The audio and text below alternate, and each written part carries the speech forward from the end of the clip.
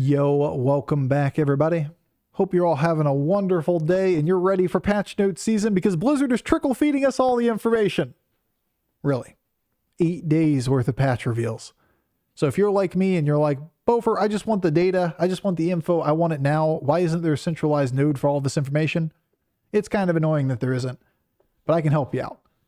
This document that I'm reading off of, this is just one I created to aggregate all the data together. Available on Discord, link below in the description on the video. Every day we're going to be releasing another one for all the new information. You can just go to Discord and click on it, or better yet, you can just click that like. No, I'm just fucking with you. Smash that like button. No, you just like click the description in the video. If all you're looking for is the information, then no need to hang around. You could just go look at it. Or better yet, if you're one like me where you're watching a YouTube video and you see information like this, you want to cursor through it on a whim while you're listening to somebody talk, it's nice to be able to get to it and do whatever you want with it. So it's there if you need it anytime. All right. So without any further ado, we have hero changes. We have trinkets being added to the game. We have minions being added, minions being changed, minions being removed, spells being added, all kinds of stuff in this patch note. It's pretty substantial. So I'm going to try to move through it with a little bit of haste and not spend forever on all of the new stuff, because we got 8 days of this going forward. By the time we get all of the information out, it'll be fun to go back and like put all of the trinkets on a document and be like, let's rate all the trinkets top to bottom or something like that. But until we get to that point, it's going to be really hard to gauge what the meta's like if you don't know the context of anything outside of the scope of whatever's been released exactly today. All right. Kael'thas is getting scaling on his hero power. Plus 1/1 at the beginning. Every time it triggers, it goes up by 1/1. Cool. Immediately start thinking APM, don't you? Ragnaros getting an extra 1/1 on his hero power. Going from 3/3 to 4/4. It's kind of what it was back in the day, way long time ago. He was really strong in that time period. But then again, scaling was really low back in those days. Guff getting a brand new hero power. This right here. This, guys. Guff. I should point like over here, I guess. Guff example is exactly what you should be doing with like the bottom 20 heroes in the game, Blizzard. Just keep the card art, keep the hero art. Don't worry about it. You don't have to remove it. You don't have to, give the excuse of, but what about the skins people bought? If people don't play the hero, just reuse the art like this and then just design a brand new hero power. You did it. This is perfect. Keep doing this. I love this. Natural balance, passive after you buy 30 tiers worth of minion. 1 star is a 1 tier, 2 stars a 2 tier, so on and so forth. Get a triple reward. After you hit 30, it resets, goes back down to 0, and you can complete it again and again and again and again. Once again, screaming APM, isn't it? Darrow getting a little quality of life upgrade where play a minion, get a 1/1 hat. And Gallywix is apparently banned in elemental lobbies. They didn't really give us a lot of art to work with here. They're just like, banned in Ellies. So there you go, banned in Ellies. No more recycling Wraith Gallywix. Anyway, looking at my dog scratching at the door over there. He's like, dude, the stream's over. It's supposed to be time to get a snack. He's got to wait a couple minutes. Anyway, lesser trinkets over here. These are the trinkets that you're offered on turn 6. You'll see gold cost above the trinket. That's how much it costs to buy the trinket. You buy 1 of 4 trinkets that's offered to you. You have to buy 1 of them, and then you continue to play the game. Then on turn 9, you're going to get a selection of 1 of the greater trinkets. There are approximately 60 of each of these trinkets available in the game, and they'll be tailored to be offered to you in unique ways so that they benefit your board. So like beast boards will oftentimes get things that synergize with beasts.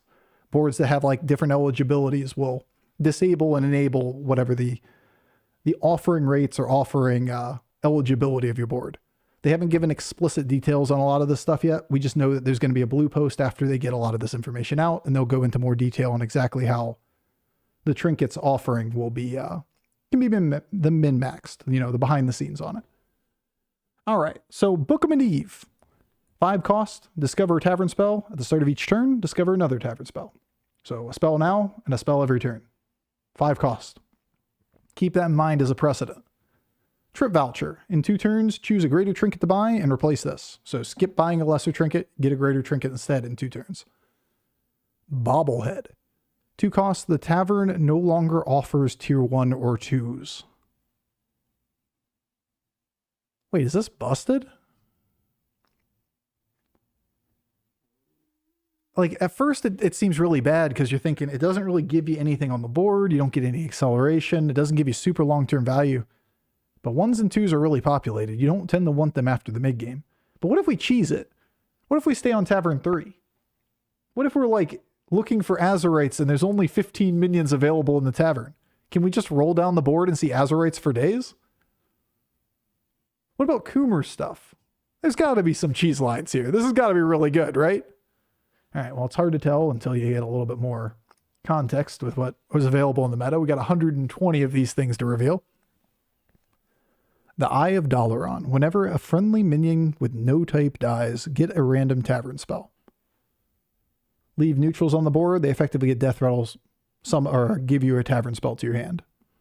Okay, cool. Free spells are good, and it's cheap. Enforcer Portrait. Get a Light Fang.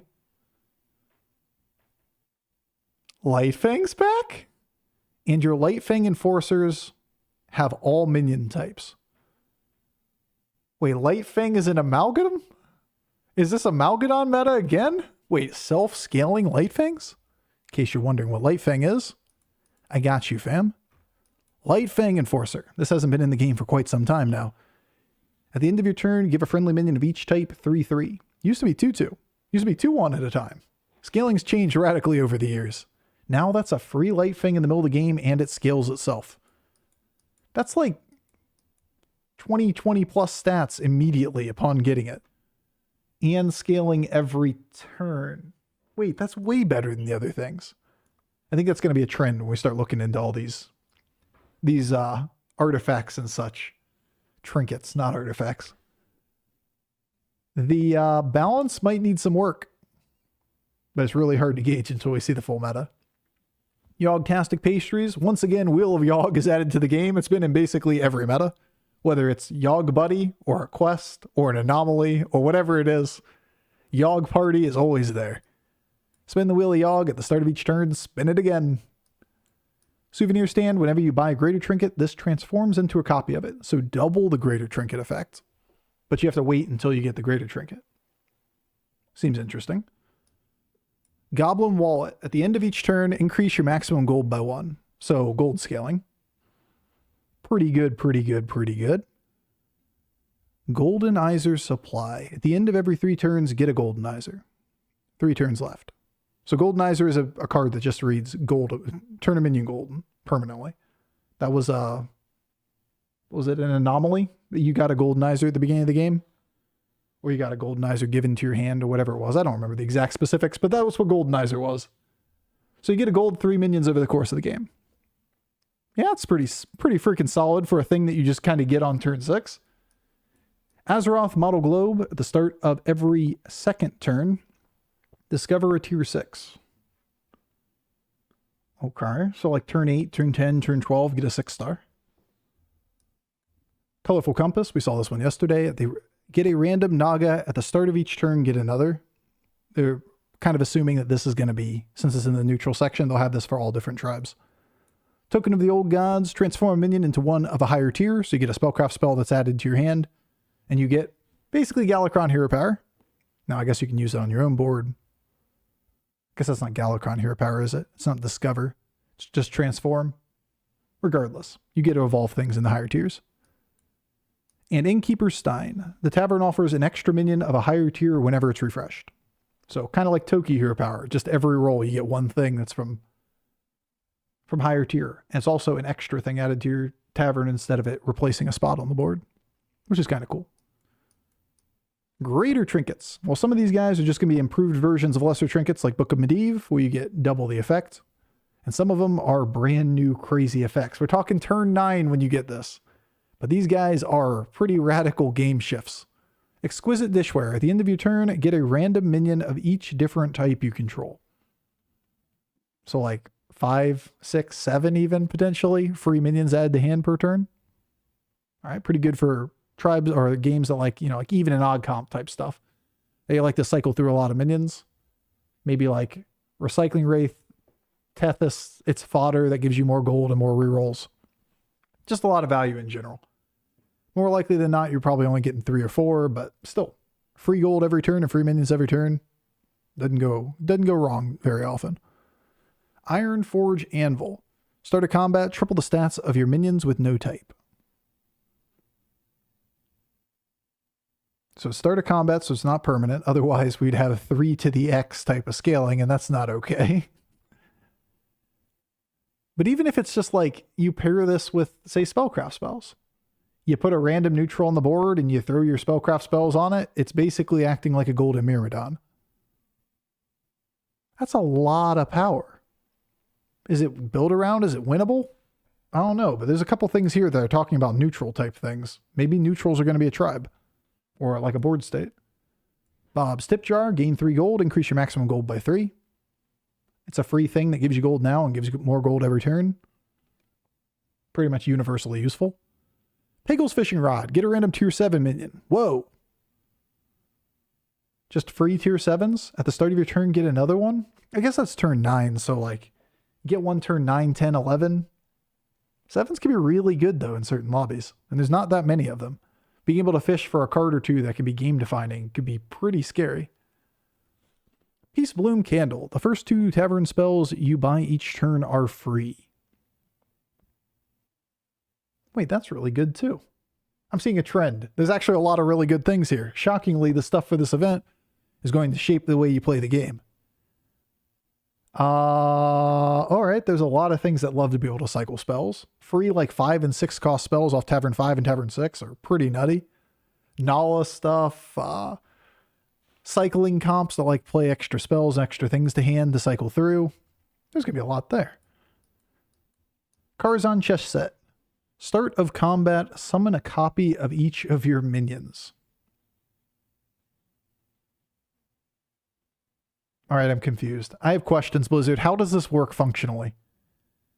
Is it like, as long as you have open space, duplicate a minion starting from left to right? Is it going to, like, whenever you open up a space, it's going to summon the next minion? Is it just going to create an artificial version of your board, and then you get another version of your board at the end? I'm going to doubt that's the case. Double your board. I'm guessing, like, build 3 big minions, build 4 big minions, whatever, duplicate a couple of them. Makes a little bit of sense here. Devourer sticker, 2 costs, get a channel to Devourer. That's the 6-star spell that you consume a minion and spend its stats on something else. So like every turn you can snapshot something on the board, snapshot your spellcraft spells, consolidate stats. It could be pretty good pretty much universally, right? And Colorful Compass, that's the one we saw before. Get 2 Naga this time, or 2 whatever tribe. New neutrals, we got 5 new cards. Free Travel Winner, 2-star. At the start of your turn, if this minion survived last combat, remove this and get a triple reward. All right, I'm going to be the first to say it. Remove this from the game, Blizzard. Do it. Remove it. Remove it right now. Let's not have to deal with this for the entirety of this meta. And you might be thinking, I don't see why this is broken. Well, you might be thinking, Bofur, you're overreacting because we know nothing about this set. And that's probably a good point. Let's be real. But isn't this busted as hell when ghosts are in the game? We have ghosts all the time in lobbies. Free round, free travel winner. I guess I get a level and I get a triple now. It was already a huge advantage to hit a ghost in the middle of the game. Now you just get a ghost and you get to go accelerate. You know what? I don't think this is okay for the game. As long as ghosts are trivial rounds in this game, this is going to be a really toxic card that just presses the advantage really, really, really hard. I don't like it. I don't like it at all, honestly. Like, as soon as you see there's a ghost in the game, everyone's going to buy this card knowing they're going to get the ghost somewhere in the middle of the game, and then they can just drop it on the board and it's a free triple. All right. Don't freak out too much. It's day 1. We have so little information. Maybe it's not that bad. 4-star. Inspiring Underdog. At Battlecry, give your minions of tier 3 or lower plus 2/1. Blizzard, you're going to make me lose my mind. So it's a fuck you to everybody in the lobby when you buy this, huh? I went normal curve. My opponent went no normal curve. We went to 4. You went to 4. This guy got plus 2/1 to his entire board. I didn't take 15. Maybe not quite that big of a difference, but this card serves very little functional value for later in the game. Occasionally, maybe like cycling with Calico Spraying or something like that. But it's just like, bam, huge stat increase on a whim on temporary minions. On one card that is just way better than most of the other 4-stars in terms of tempo. As a cyclable giant buff. It's almost like having your whole board taunted and getting a strong shell to cycle through. Alright, this is kind of toxic. And it doesn't serve any late game purpose. Sounds like a perfect design of a card. Moving on. Lucky Egg, 5-star 2/2 Battlecry, discover a golden tier 3 minion to transform into. Alright, so from the wording of this shouldn't work with Bran, right? Because it would just transform into a 3-star and then transform into a different 3-star, even if they program it to work with Bran. So it wouldn't create 2 different golden minions. The golden minion is already on your board, so you don't discover. But hey, it's a really easy way to get a golden Azurite or a golden Coomer. There's some pretty good golden 3-stars that exist out there. Oh, okay. Okay, I could see this being pretty good. In worst case scenarios, you spent 2 gold on it, right? If there's good 3-stars that you could fish for. Golden Ferrex is another good example in this game. That can be really, really strong later in the game. Just cycle the egg and hope you hit the 1 in 6, 1 in 7. It's really not that bad of a chance. Because there's only like 15 or 20 minions that are on Tavern 3. And it's always a 3-star. Moving on. 1 Amalgam Tour Group. 6-star. Ooh, we got a new 6-star. All tribes. Whenever you play a card, give friendly minions of its tier and lower 1/1. So play a 6-star, buff all minions on your board. Play a 5-star, buff all 5-star or below minions on your board. So basically what we had before with like even and odd comp, but this is going to be like, if you have little minions on your board, you can cycle basically everything in the game. And if you have, you know, a wide menagerie of random bullshit, you cycle 6-stars and sometimes 5-stars to take big buffs. Stack up these guys. I think the redeeming quality on this card, because it's kind of slow, it doesn't really do that much, is that it's all tribe, right? So like you do play a lot of cards in the game. You don't have to build around it to benefit from it. Even if only 3-4 of your cards on the board are going to benefit from playing other cards when you pick up pairs, when you cycle through a spell or like a battle cry card or whatever it might be. It's just passive stat growth. Be given Divine Shield by Module. You can be given Venom by Murlocs. It can be used in a variety of ways on boards that are benefiting from all effects. Because remember, like light things back in the game and all that kind of stuff too.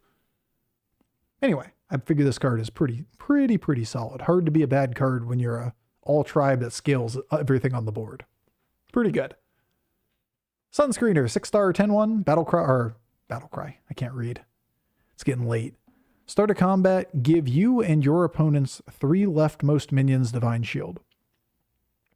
First time I read this card, I missed the U. And I was sitting here going, why is this good? Give your opponent 3 Divine Shields? So I started running through like all the permutations of where would this be really good to give your opponents Divine Shields?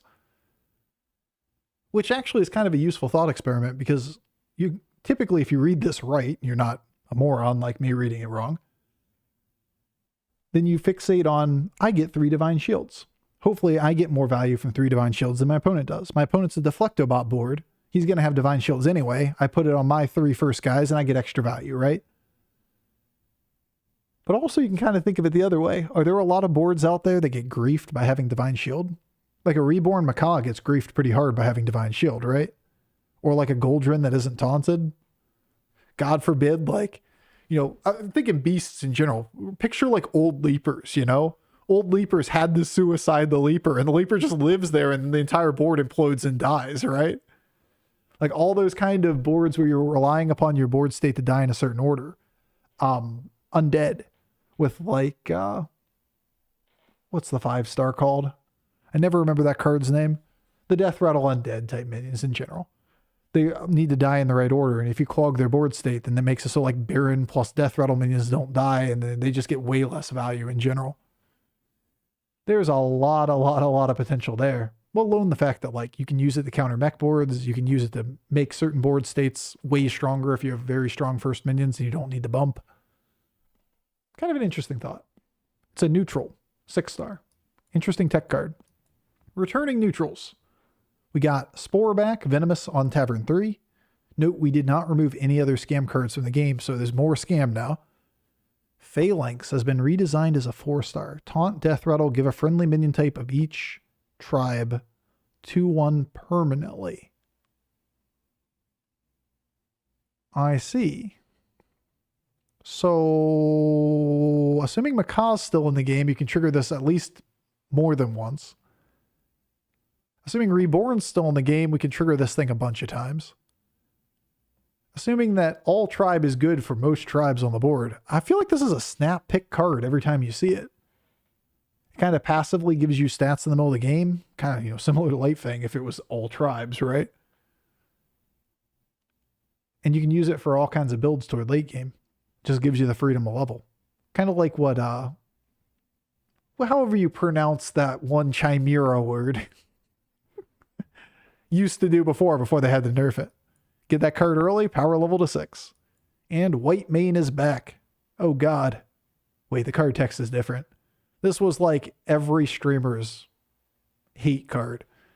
I got irrationally angry at people that were probably just lucky or made a good counterplay, because it's like, you can't tell when people are sniping you or are making good plays. And I'm just sitting here going, this White Mane was perfectly positioned in slot 4 on the board to snipe my Baron. How did they know? And sometimes, it's just a guy playing the game. He's just like, I just got lucky. And I'm over there fuming about it. You gotta laugh at yourself, New White Mane, start a combat, give an enemy minion of Tavern 5 or higher taunt. Then it takes double damage. So the classic example here is snipe the Baron off of the Goldrum board. Kill the protected card in the back. The other example that was used a lot was putting a middle of the comp White Mane and leading cleave. That way, instead of them putting like a last position minion that you cleave into the corner with, White Mane opens up the middle of the board. Now, obviously, you can't position it as needed be, but still it taunts up an extra minion on the board and can open up some avenues where you get a lot of cleave value from early cleaves. Interesting card. We'll see how much play it gets. Definitely like a good beast counter. Removed a bunch of neutrals. No more Little Ghoul. No more Pen Pal. Shocker. Buddies are gone. No more Sendori. No more Odd Comp. No more Even Comp. No more Tree. No. And Zap has finally reached retirement. Good job, Zap. You've been around since the beginning. You enjoy your break out there in the great farm in the sky with the boats and the ponies and shit. Say hello to Leapers for us. New spells coming in. Cry Foul, 2 cost, 2-star. Get a plain copy of random minion from your last opponent's warband. Your opponent had good cards? Now we have good cards. This is our board now. Robust Evolution, 3-star, 2 cost. Choose a minion, transform it into a random minion of a higher tier. It keeps its stats. I like this one. This one's actually pretty cool. Immediately think of like, what if I get a fungus in the middle of the game? I can use it for stats, then I can evolve it into a fungus statted 6-star. Okay. Then I can use it with a lot of the menagerie stuff pretty much on every board, or maybe it has a really cool effect. Maybe you just get a free Nala, Or like a really cheap Nala, or some like minion that's very adaptable to your board state. At a certain point, like being able to evolve a 5-star into a 6 is just going to be worth the 2 gold cost. Even if it's just like buy up this card and then target a card in the shop. Might as well look at another 6-star and see if that can give you direction in the game. This is kind of cool. This is interesting. Might be a little bit too cheap. And Cupcakes got nerfed. Now only consumes 3 minions in the tavern. If that isn't a harbinger for demons got better tavern scaling, I don't know what is. Because this card was not like blatantly OP in its original form, and it ate all minions in the shop. When they have the amount of power that you get off of it, I bet you anything there's going to be bigger tavern buffs. Otherwise, why target this card? Here comes demons making the shop infinite. All right, that's it. That's the end of the list. Not bad. Got through it in 25 minutes this time. We're going to have a release like this basically every day for the next week. We'll see how long I want to do a patch review per day, but I'm pretty excited to see all this new stuff. And it's going to be a lot of fun to talk about, a lot of fun to play. New season on the horizon coming out the 20th, playtest on the 19th. Information leaked, gradually trickled out to all y'all, myself included, over the course of the next 8 days. Crazy. Anyway, stick with me if you want to see more. As always, I'll be posting all of these documents in Discord. So if you're just looking for, hey, we can see what the new stuff is, since Blizzard isn't officially posting this anywhere. I'm just going to keep dropping them in Discord, and you guys can collect them from there. Anyway, have a great night, guys. I'll see you again tomorrow for another patch review. Peace.